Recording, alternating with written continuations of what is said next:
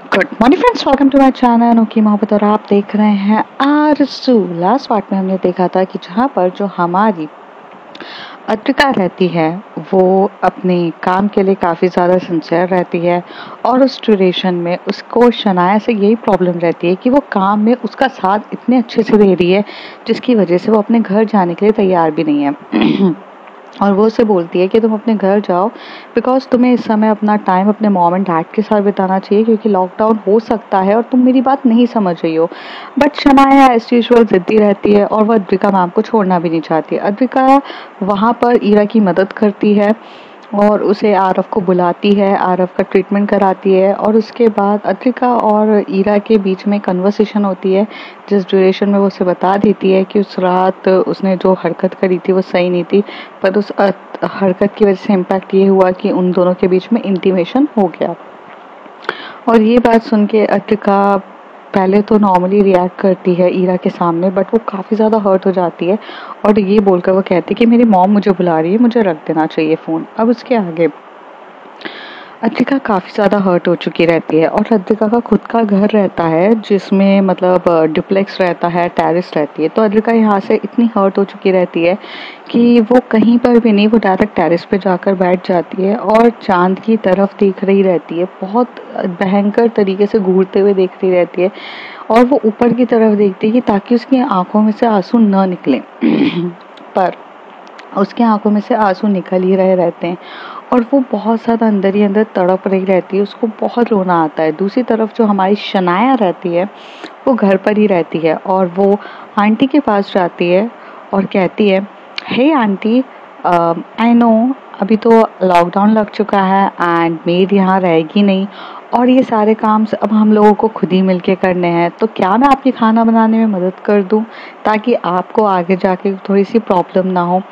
तभी अद्विका की मॉम कहती है, नहीं नहीं बेटा, ज़रूरी नहीं है, मैं खुद बना लूँगी। अरे मैं तो वैसे भी 3 लोगों का खाना बनाता, तुम एक ऐड हो गई हो, उसमें कोई फ़र्क नहीं पड़ता है। तो कहती है, बट आंटी मैं ऐड हुई हूँ, लेकिन ऐड के साथ आपके साथ जो मेड जो आपके साथ ऐड ऑन थी वो लोग तो चली गई है ना, जो आपकी हर चीज़ में मदद कर देती थी। अब वो नहीं है तो मैम प्लीज़ हेल्प कर देती हूँ, मुझे बिल्कुल अच्छा नहीं लगेगा कि मैं ऐसे ही बैठी रहूँ। एंड सच बोलूँ, मैं जब हॉस्टल में रहती थी ना aunty, so I use to pay the rent.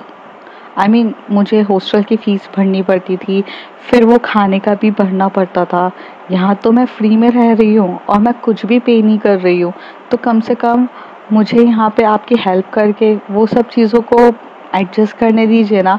एक बार्टर सिस्टम कर लेते हैं, आप मुझे घर पे रहने दे रहे हो तो उसके बदले में मैं थोड़ा सा घर का काम कर दूंगी, सिंपल। आई मीन मेरे पास पैसे नहीं है ना, तो मैं पैसे नहीं दे सकती तो मैं ये दे सकती हूँ। तभी वो जो अद्विका की मॉम होती है वो एकदम से उसके सर पे मार के कहती, तुम पागल हो क्या?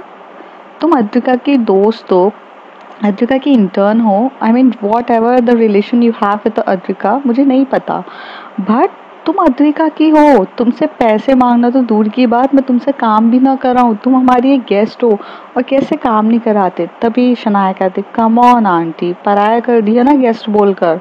अगर खुद की बेटी बोलती तो ज़्यादा अच्छा रहता, कम से कम हक से कभी भी उठ के किचन में आके भूख लगती तो खाना भी खा लेती। अब तो गेस्ट लोगों की तरह मुझे वहाँ चुपचाप बैठना पड़ेगा, कोई लाकर खाने को देगा तो खा लूँगी, नहीं देगा तो बस भूखी बैठी रहूँगी। ऐसा ही होगा ना मेरे साथ भी। तभी वो कहती, नहीं बेटा तुम्हारा घर है, तुम जो चाहो ले सकते हो। तो कहती, पक्का मेरा घर है, आप सोच के बोलिए। तो अद्विका की मम्मी कहती, हाँ बेटा तुम्हारा घर है। तो कहती, ऑफ कोर्स ये मेरा घर है, राइट? तो कहती, हाँ। तो अपने घर में अपनी मॉम की मदद करने में कुछ प्रॉब्लम होती है क्या? आप मेरी मॉम जैसी हो, इवन आप मेरी मॉम ही हो। अद्विका मैम की mom means like my mom. तो क्या अपनी मॉम के साथ मैं काम नहीं कर सकती हूँ? अगर मैं अभी मान लीजिए मैं अपने घर पर होती और अपने लॉकडाउन में फंसी होती तो अपने मॉम के साथ रहती ना, तो मैं काम तो करती वहाँ पर भी। तो please aunty just help me करने दो ना, और मैं आपको आपसे आंटी नहीं मम्मी बुलाऊंगी तो भी चलेगा? तो उसकी मम्मी हंसते हुए बोलती है, ऑफ कोर्स चलेगा, चलो ठीक है, तुम अब इतनी बकबक मत करो, ये वेजिटेबल्स हैं इसे काट दो। तो कहती ओके। तो यहाँ पर जो अद्रिका होती है वो तो ऊपर टेरेस पे बैठी रहती है, काफ़ी सैड होती है, उसका अलग ही जोन चलता है। पर वहाँ पर शनाया अपनी मॉम की मदद कर रही रहती है।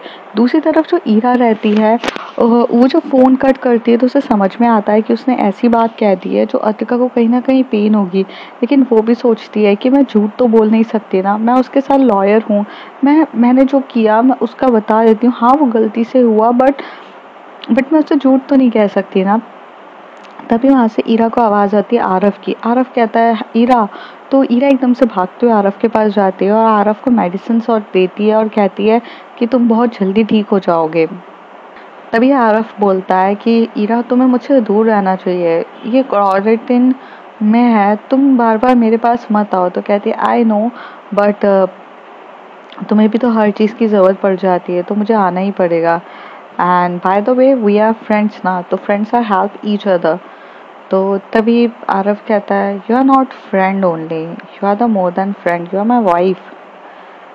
एंड अट्रिका ने मुझे जब तुम्हारे बारे में समझाया था ना कि ईरा को अगर ज़िंदगी में पाना हो तो उसका एक अच्छा दोस्त बनो और उससे अच्छी दोस्ती करोगे तभी वो तुम्हें तुम्हें अपने साथ पास आने के अलाउ करेगी। अगर तुम उसके साथ हस्बैंड जैसा रिलेशन रखोगे तो वो तुमसे दूर भागेगी और उसे बहुत एकदम घुटन सी होगी। अद्रिका बिल्कुल सही कहा था अद्रिका ने। ईरा आज तुम मेरे लिए खुद मेडिसिन लेकर दे रही हो and I own your heart. And last night जो थोड़े दिन पहले जो हुआ था हमारे बीच में वो भी हमारी दोनों की रजामंदी से हुआ था। सो मीन्स हम अपने रिलेशन को अब आगे लेके जा सकते हैं ना, क्योंकि तुम अब तो मुझसे दूर नहीं भागना चाहती ना, अब तो ये डिवोर्स वगैरह ये सब कुछ नहीं है ना। Thank God to Adrika. अगर अद्रिका उस समय मुझे ये चीज़ें नहीं समझाती तो शायद तुम्हारा और मेरा रिलेशन इतना अच्छा नहीं हो पाता। एंड अद्रिका बहुत अच्छी लड़की है जिसने मुझे ये चीज़ समझाई और आज हम दोनों एक दूसरे के काफ़ी क्लोज हैं। I love you, Ira. And from the day one I love you. But हाँ, नेहा के साथ जो हुआ, क्योंकि नेहा तुम्हारी बेस्ट फ्रेंड है और वो भी मुझसे प्यार करती थी तो अपने प्यार से एकदम से कट ऑफ होना आसान नहीं होता है। बट मैं उससे जब भी वो मुझे मिलती थी, इंटीमेट होने की बात करती थी तो मैं हमेशा से उसे मना कर देता था बिकॉज मैं वो चीज़ के लिए रेडी नहीं था। बट मैं तुमसे लॉयर हूँ और सेक्रेटरी वाली जो बात हुई थी वो भी ये ऐसा हुआ था कि वो सब कोइंसिडेंट था। मैं थोड़ा सा अपसेट रहता था अपनी लाइफ से क्योंकि बिकॉज हमारे बीच में कोई भी एक अच्छा बाउंड नहीं था। तुम अपसेट रहना स्टार्ट कर दी थी, तुम बात ही नहीं करती थी मुझसे, तो उस वजह से लोगों को एक एक चीज़ें मिल जाती है, दिख जाती है कि इनका और इनके हस्बैंड का, इनका और वाइफ का अच्छा सा नहीं चल रहा है तो लोग फ़ायदा उठाते हैं। वही कुछ हुआ था। बट ईरा, अब मैं तुम्हारे बिना नहीं रह सकता हूँ। आई लव यू एंड तुम्हें लाइफ में जो चाहिए मैं तुम्हें देने के लिए तैयार हूँ। You are very important for me and thank you. वो रात मेरे लिए बहुत स्पेशल रात थी जिस रात तुमने मुझे खुद होके किस किया एंड तुम्हारे किस में बहुत ज़्यादा सुकून था। I truly love it. I I feeling so much connected कि मैं तुम्हें क्या बताऊँ। मैं बहुत खुश हूँ अपनी लाइफ में और आज तुम्हारा इस तरीके से मेरी केयर करना ये सब मुझे बहुत अच्छा लगता है। Thanks to Adrika, she is like a angel. हाँ, वो अपनी मैजिक की छड़ी घुमाती है और कुछ ना कुछ कर ही देती है। Same the way I feel it. Ira यहाँ आरव की तरफ सिर्फ देख रही रहती है और हाथ उससे पकड़ी रहती है। तभी वो कहती है कि उस रात जो हुआ वो सही में अच्छा था ना। आरव एकदम से कह देता है। ईरा उस समय कहती है कि क्या उस रात में, मुझे तो डिटेल में कुछ भी याद नहीं है। तो वो कहता है कि तुम खुद मेरे पास आई थी और यू लव इट। तो ईरा कहती है ओके फाइन, आरव तुम यहाँ पर बैठो, तुम्हें कोविड हुआ है और मैं भी थोड़ा सा तुमसे डिस्टेंस मेंटेन करती हूँ। तो वो कहता है ओके और ऐसे बह के चला जाता है। ईरा यहाँ से बाहर जाती है तो बाहर जाके उसकी जो सास होती है वो वो भी उसके साथ ढंग से बात कर रही रहती है, क्योंकि आरव का इतना ख्याल रखते हुए वो उससे बहुत प्यार से आके बोलती है कि आरव तो ठीक है ना, तुम हो, मतलब वो बोलती है थोड़ा सा डिस्टेंस में रह के, उससे सोशल डिस्टेंसिंग मेंटेन करके बात कर रही रहती है।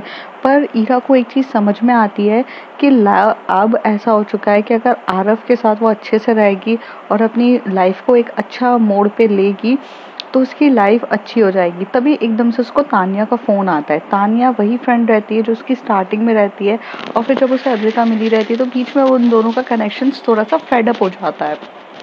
तो तानिया जब उन्हें कॉल करती है तो तानिया उसका वो कॉल उठाती है और तानिया उसे बोलती है कि ए तू कहाँ पर है, एवरीथिंग इज़ ओके ना, लॉकडाउन लग गया है, सॉरी यार मैं तुझसे मिलने ही नहीं आ पाई इतने टाइम से, ये वो, बट तू भी आजकल कहाँ गायब रहती है, पहले तो तू मुझे खुद होके हमेशा से कॉल करती थी, अब नहीं करती है क्या, तूने नए दोस्त बना लिए हैं। तभी वो कहती है यार अद्रिका मेरी अच्छी दोस्त बन गई थी। तो कहती है हाँ अद्रिका का बारे में मुझे पता चला, तो उसका मैंने सोशल मीडिया देखा था, she having her own legs and शायद से तूने हेल्प करी है। तो कहती है कि हाँ। तो कहती है दैट्स ग्रेट। तभी वो एकदम से ईरा साइलेंट रहती है। तभी ईरा बोलती है कि यार तानिया मुझे एक बात तुझसे पूछनी थी। तो कहती है पूछ। अब ये कैसी फीलिंग्स होती है, क्या प्यार दो लोगों से हो सकता है, क्या क्या प्यार में मतलब दो लोगों के लिए फीलिंग्स आ सकती है। देख मैं ये नहीं चाहती कि तू मुझे जज करे, बट क्या तू मुझे बता सकती है। तभी वहाँ से तानिया कहती है I know I am not going to जज anyone, but are you fall in love with two person. तो कहती है नहीं नहीं मैं नहीं हूँ, मेरी एक फ्रेंड है, उसे ना एक टाइम पे दो लोगों के लिए फीलिंग्स आ रही है। मतलब मतलब मेरी एक फ्रेंड है, वो मतलब तू उसे नहीं जानती है, वो मेरी मेरी दोस्त बनी है, वो ऑनलाइन मेरी फ्रेंड बनी थी। तो वो मैरिड थी और जब वो किसी और के साथ रिलेशन में आई तब उसका जो हस्बैंड था वो उसे प्यार नहीं करता था और उसके साथ अच्छे से बिहेव नहीं करता था और वो अपनी मैरिड लाइफ से बहुत ज़्यादा दुखी थी। तो जिसके साथ रिलेशन में आई वो इंसान ने उसे बहुत प्यार दिया, चीज़ें दी और उस इंसान ने उसके हस्बैंड से भी बात करी, उसे समझाया कि अगर उसके साथ लाइफ पे रहना है तो एक बेटर लिविंग ऑफ लाइफ देने पड़ेगी, एक अंडरस्टैंडिंग, मतलब ऐसे करके बहुत चीज़ें समझाया। और उसका हस्बैंड भी उसे अब उसी तरीके से प्यार करने लगा, समझने लगा और बहुत अच्छे से रखने लग गया है। अब प्रॉब्लम ये है कि जो मेरी फ्रेंड है ना वो उसके लिए भी फील करती है और इसके लिए भी फील कर रही है। तो तू मुझे बताएगी ये क्या है। तानिया ये सारी बातें अच्छे से सुनती है और कहती है कि ठीक है, तो अब तू क्या जानना चाहती है कि यही कि वो सही है कि नहीं, देख यार फीलिंग्स तो फीलिंग्स होती है और हाँ हो सकता है आ जाती है और डेफिनेटली वो गलत भी नहीं है, क्योंकि यार एक टाइम पे जब हमें किसी चीज़ की नीड थी तो वो नीड पूरा करने के लिए उसका हस्बैंड नहीं था तो वो किसी और से प्यार होगी, लेकिन अब उसका नीड जब वो कर रहा है तो हाँ उसे अपने हस्बैंड के लिए अट्रैक्शन प्यार वो सब फील हो सकता है, इट्स अ नेचुरल। तो तभी वहाँ से वो कहती है तो अब वो दो लोगों को थोड़ी ना डेट कर सकती है, तो मतलब ऐसे टाइम पे क्या करना चाहिए। तो कहती है देख इस पे ना मेरी शायद से बोलना सही होगा कि नहीं।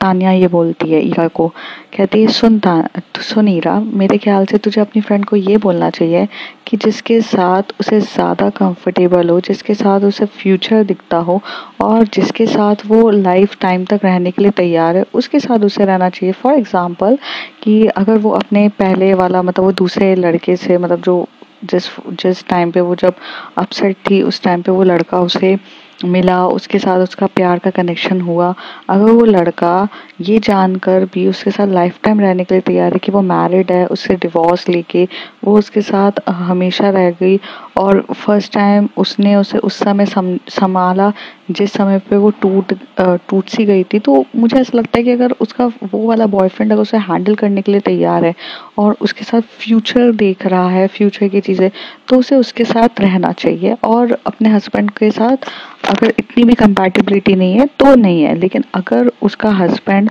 के साथ उसे फ्यूचर दिख रहा है और वो जो लड़का है वो सिर्फ और सिर्फ जस्ट टाइम पास के लिए आया था। तो उसे अगर अब अपने अपने हस्बैंड के लिए फीलिंग आ गई है तो उसे वो रिलेशनशिप को ब्रेक करके फुली फोकस अपने हस्बैंड की तरफ करना चाहिए। तो मुझे तो यही लगता है। अब बाकी तो मर्जी। तो ईरा कहती है बट जब वो प्रॉब्लम में थी तो उसे संभालने वाला तो कोई और था ना, तो इतनी आसानी से वो कैसे ब्रेक कर दे फ्यूचर वगैरह ये सब देख के। तो तान्या कहती है देख वो मुझे पता है कि वो तो प्रॉब्लम्स होगी ना, कि देख लेकिन दो नावों पे भी तो सवार नहीं हो सकते ना, उस समय उतना अच्छा नहीं मिला। आम, यार लेकिन वो उसे कैसे छोड़ दे यार, वो इंसान भी तो कितना ज़्यादा इम्पोर्टेंट है उसके लिए, क्योंकि उस इंसान ने उसे उड़ना सिखाया, सब कुछ सिखाया। तभी तान्या कहती है देख यार मुझे जो सही लगा मैंने बताया, कि तो यार उस लड़की को खुद ही लेना पड़ेगा ना डिसीजन। हम होते कौन है उसे बोलने वाले। अगर वो कैपेबल है दोनों को रख सकती है तो रखे, लेकिन अगर नहीं है तो उसे कोई ना कोई एक को तो चुनना पड़ेगा। और वैसे भी दो को रखे कोई मतलब नहीं है। देख अगर दिल की बात करे तो उसका दिल तो वो फर्स्ट वाले के पास ही धड़केगा, क्योंकि भाई उस बंदे ने उस दूसरे बंदे को जाकर समझाया तब वो ये सब कर रहा है, तो जाहिर सी बात है वो फर्स्ट पर्सन ही उसके लिए इम्पोर्टेंट होगा। लेकिन अगर दिमाग से देखा जाए तो वो ऑलरेडी मैरिड है, तो वो कुछ भी चीज़ें छोड़ नहीं सकती है। तो जाहिर सी बात है, सिंपल सी बात है यार। अब इस पे भी हम लोग डिस्कशन कितना भी करें, तू क्यों इतना माथापच्ची कर रही है, ये उसकी प्रॉब्लम है ना, तेरी थोड़ी ना प्रॉब्लम है जो तू इतना ज़्यादा टेंशन लेके अपना सर पका रही है। छोड़ ये सब। वैसे आरव की तबीयत कैसी है, तो कहती है ठीक है उसकी तबीयत, चल रहा है सब कुछ। तभी तान्या कहती है देख हीरा, मैं इतनी भी बेवकूफ़ इंसान नहीं हूँ, मुझे ये ऑलरेडी पता है कि तेरी ये कोई भी दोस्त नहीं है। अब मुझे सच सच बता तू किस लड़के से पहले प्यार करने लग गई है। तभी वहाँ से ईरा बोलती क्या मैं कहा, मेरी फ्रेंड है वो। तो कहती है सच सच बता कौन है वो, मैं बेवकूफ़ नहीं हूँ तो मुझे बता। तभी ईरा कहती है यार मैं अद्विका से प्यार करने लग गई थी, और अद्विका से मैं अभी भी बहुत प्यार करती हूँ। बट आरव को चेंज अद्विका ने कर दिया, और अब आरव भी मुझसे प्यार करता है। अब वो मेरे पीछे पड़ा हुआ है कि मुझे छोड़ के मत जाओ ये वो। अब मुझे समझ में नहीं आ रहा। तभी तान्या बोलती है तूने अद्विका को ये बात बताई कि तू उसके साथ फ्यूचर देख रही है और उसके साथ शादी वादी करना चाहती है।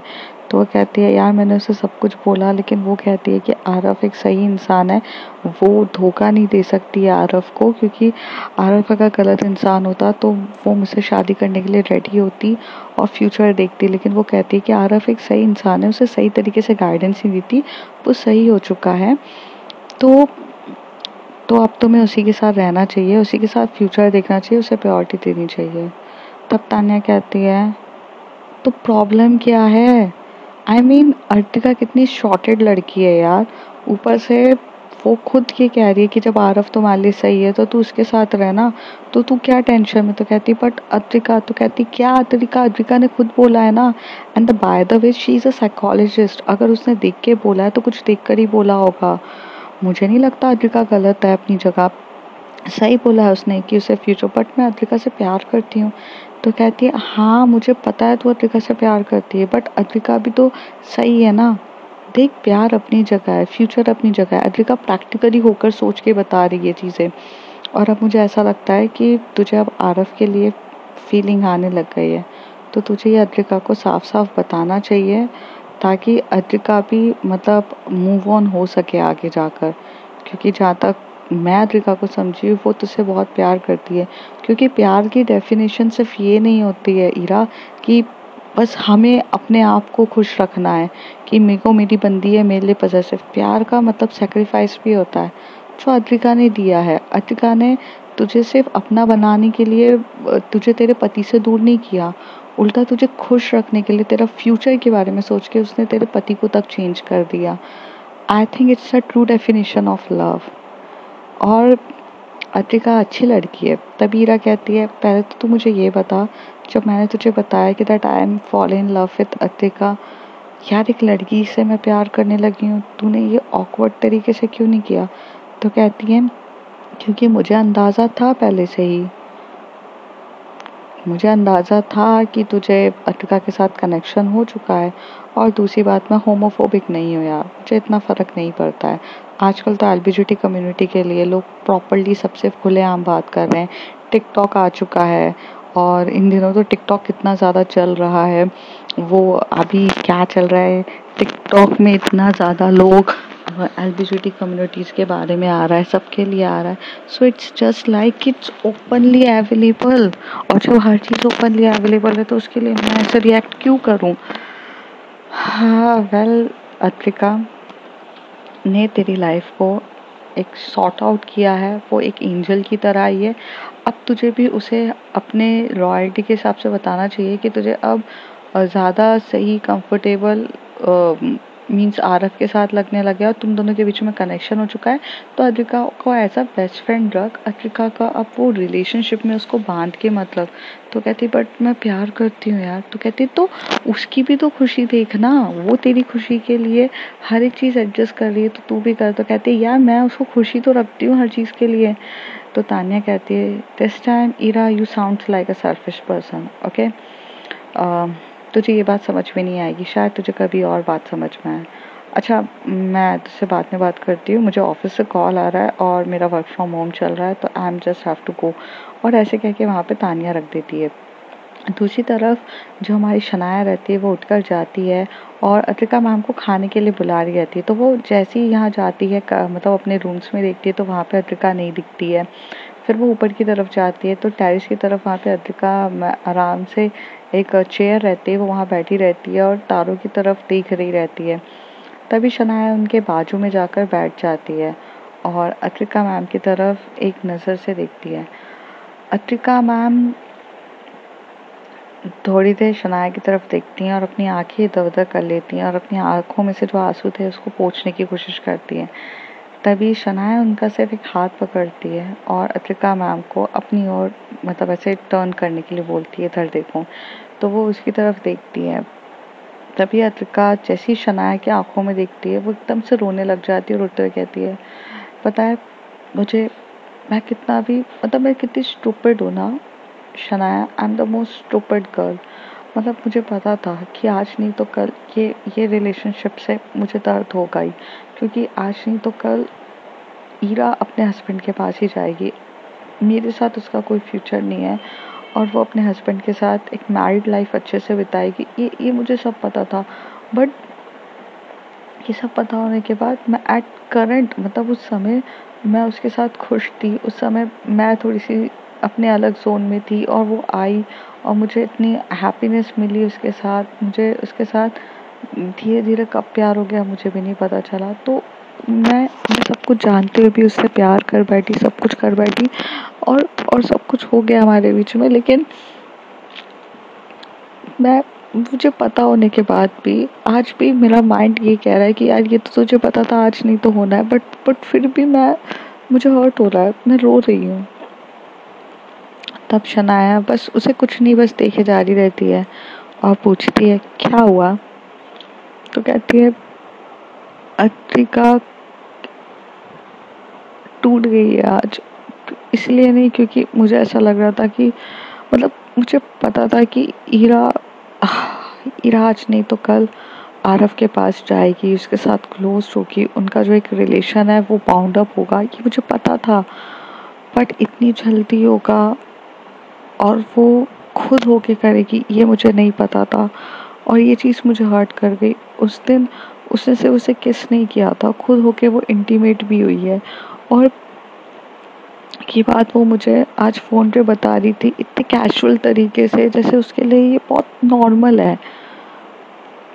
और मुझे तो बहुत हर्ट हो रहा है। मुझे मुझे क्यों हर्ट हो रहा है शनाया, मुझे क्यों दर्द हो रहा है? शनाया बस उसकी तरफ देख रही रहती है और कहती है you already know the answer. Kritika कहती है I know I love her, I know I madly love हर, पर मुझे बहुत दर्द हो रहा है।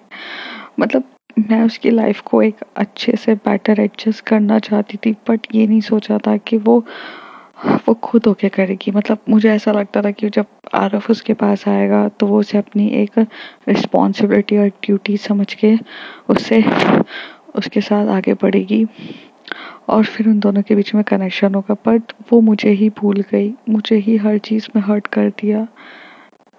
ये मुझे दर्द हो रहा है बहुत, मुझे बहुत ज़्यादा दर्द हो रहा है। मैं ये एडजस्ट नहीं कर पा रही हूँ कि मुझे रिप्लेस कर दिया है किसी ने और I am the replaceable person. मुझे मेरी जगह कोई और है। मतलब मुझे वो जिस तरीके से अपने पास पुल करती थी, पास लेकर आती थी और हमारे बीच में जो मूवमेंट्स होते थे, आज उसकी जगह किसी और ने ले ली। मैं शायद ये हैंडल नहीं कर पा रही हूँ और मुझे बहुत दर्द हो रहा है। मुझे मुझे मुझे बहुत ज़्यादा दर्द हो रहा है। और ये बोल के अद्रिका बहुत ज़्यादा रोई जा रही थी। शनाया बस उसका हाथ होल्ड करके बैठी थी और उसकी तरफ देख रही थी और शनाया की आंखों से भी आंसू अपने आप निकल रहे थे। तभी अद्रिका उसे बोलती, why you are you crying? तो वो कहती है, कुछ नहीं।